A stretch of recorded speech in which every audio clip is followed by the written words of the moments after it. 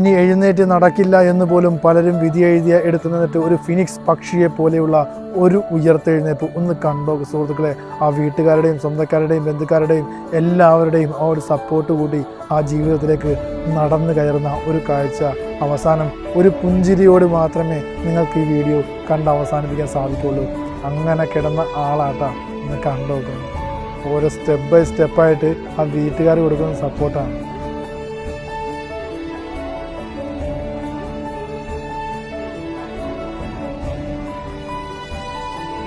പതിയെ പതിയെ നടത്തിക്കുകയാണ്.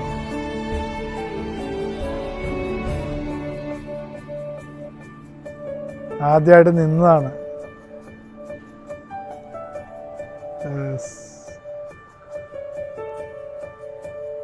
പതിയെ വാക്കറിൽ നടത്തി, അത് കഴിഞ്ഞ് സ്റ്റെപ്പ് പതിയെ കയറ്റുന്ന ആള് നിന്ന്